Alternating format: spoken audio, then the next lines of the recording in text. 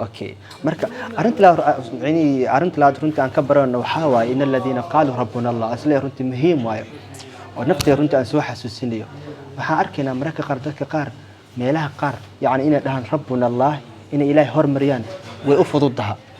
لكن ميلها كلا قار ويرستان ميلها قار إن ربي الله دهان وأمر كلا هور مريان ما شاء الله وكو أدقيهن لكن ميلها كلا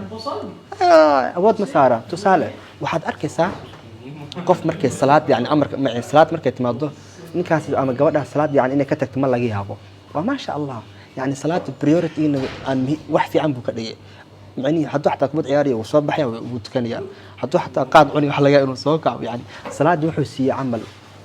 ma sha Allah yani wax walba korima salaad uu tukanaya laakiin markay noqoto xanta ay noqoto ma kala jeclaa marka ay noqoto maxaan ku dhahaa yani khamar la ciyaariyo ma kala jeclaa markii ay noqoto heesada daawanay ma kala jecla soo meelaha qaar yani inuu dhaho rabbi allah ila amarka ila hormariyo wuu ogoliya macni wuu sameeyaa laakiin meelaha kala qaar wuu yareystaa ha taasna runtii wax fiican ma aha qof muslimka waxa fiican meel walba inuu iska dayo inuu ka noqoto qof muslim fiican ha ka noqon macni muslim fiican kaliya meelaha qaar oo waxyaalaha qaar kaliya ha xifdin waxyaalaha qaarna ha yareysan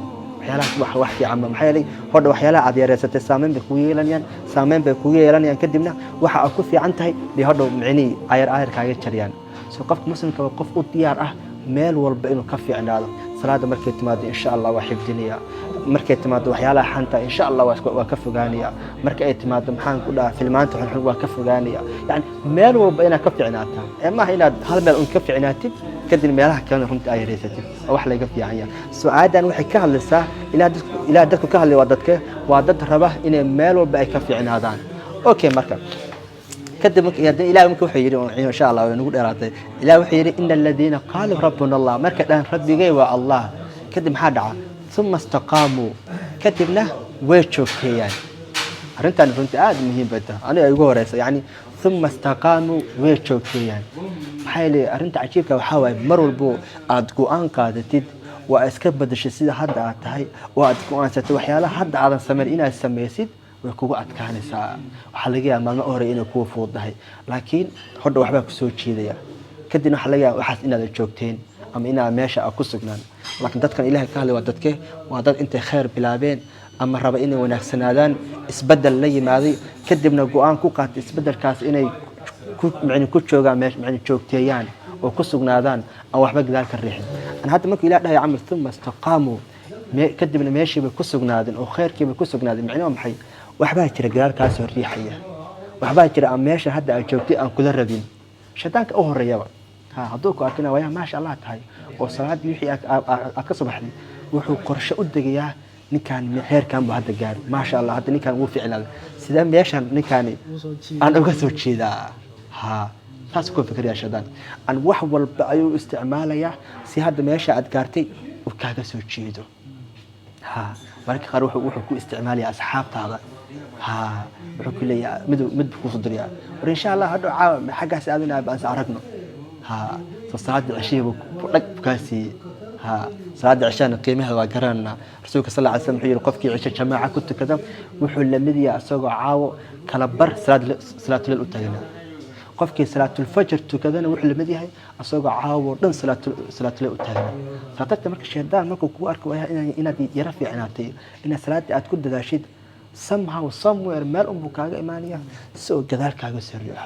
laakiin dadkan waa dad nooceeya waa dad markii khayrka sameeyaan waxay iska ilaaliyaan in meeshaas ay gaareen ay ka soo noqdaan ilaa inay hore ka sii aadaan mooyaane subhanallah soo dadkaas dadku ilaahay u jecel yahay dadka inay ilaahay marba ilaahay hormariyo kadib go'aan ku qaata in runtii maxaan ku dhahaa meeshaas ay marnaba ka soo noqon ilaa inay hore uga sii aadaan mooyaane marka dadaal badan bay sameeyaan xirsa badan bay sameeyaan si markaas meesha ay joogaan aysan uga soo laaban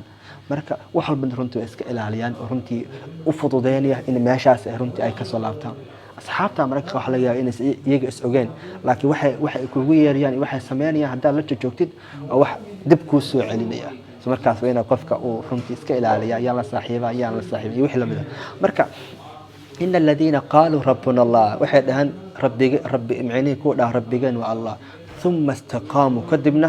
khayrkaas ku sugnaada meeshaas oo khayrkaas joogteeya intana xataa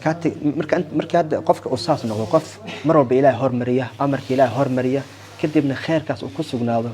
arrin baa dhacda oo arrinta ka sheekeyno ahayd inuu qofkaas qof qurux badan noqdo in qofkaas yani dabiicadiis ay runtii ay noqoto yani dabiicadda ugu fiican maanta bilaanka marka qurux laga hadlayo bas marka horeba inuu iscajabiyo bas marka horeba inuu fiicnaado waxaan aad ugu mashquulnaa banaanka ku mashquulnaa inaan labaska iska saxno inaan shaati fiican soo xirto inaan yani tinta yani banaanka waxaan ku mashquulnaa zaid intaan gudaha ku mashquuli lahayn laakiin quruxda dhabta wallahi xagee waay gudaha waay qalbiga waay dabeecadaada waay saadartii qofka marka uu noqdo qof dhaha mar walba rabbi allah oo ilaa amarkiisa hormariya kadibna khayrka uu ku sugnaado maxaa dhacay Cabdullaahi qofkii yani uu qurux badnaanaya waxaad ogaataa mar walba aad diinta ilaahay aad baratid ama aad ku dhaqantid mise khayrka aad samaysid khayrkaas hadduu markuu ku saameeyo wallahi sida hadda hataa ka duwanaanaysaa subxaanallah bal waxaa la dhahaa camar mararka qaar in khayrkan aad samaynaysid barakadiisa ama inuu ilaahay ka aqbalay mise maxaan ku dhahay in khayrkan aad samaynayso wax fiican yahay ku ogaan kartaa oo inuu adiga saameyn kugu yeeshaa uu ka bedelaa sida hadda aad tahay haddii laakiin ka waran khayr aad samaynaysid laakiin xantaadu tiro badan tahay ka waran haddaa khayr samaynaysid laakiin dhahda maalin baa xumaan daawanaysid ka waran haddaa khayr samaynaysid haddana khiyaano badan tahay deegorika صالح رسول يعني إلى محيري إن الصلاة تنهى عن الفحشاء والمنكر صلاة وحي سميسا حمانة إيو فاحشة أي كاربتا كور مركا هذا معلوم والبتكونسي فاحشة حمانة السمينسي سو علامتها محي صلاة تكونسي صلاة في عمها صلاة في عنا ماذا الإيمان بل والله هذا صلاة في عنا ما محي سمينسا أديك كو سامينسا وحس أركسا وحي أديك مركا النور مكوها حارانتها وكف غانسا مركا حق أصبحها كأركسا in salaad fiican kadibna ay ku saamayso soo diintana runtii saas waaye marbo diinta aad ku dhaqantid oo diinta yani aad ku dadaashid waa marbo adiga ay ku saamayso subxaanallah sadarta hadda qofka dunida soo maray ugu quruxda badnaa ugu dabeecadda macaana ugu nolosha macaana ayuu ahaa maxamed sallallahu alayhi wasallam wuxuu ku noqday maxay wuxuu ahaa keena noogu fahanka badan diinta nooguna dhaqanka badan buu ahaa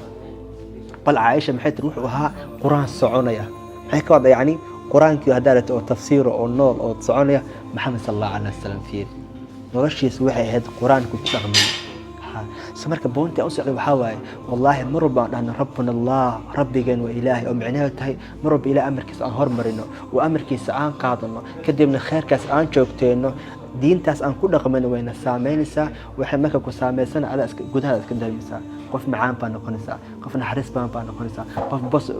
بس محدا بوزيتيف موت أوف كرانو قنسا قف رنتي وحانو قنسا محان كنا والد كساد واحترم وإنه كسامين سا مركز قرن ما شاء الله حرجيني إلهي حقا عماش وقا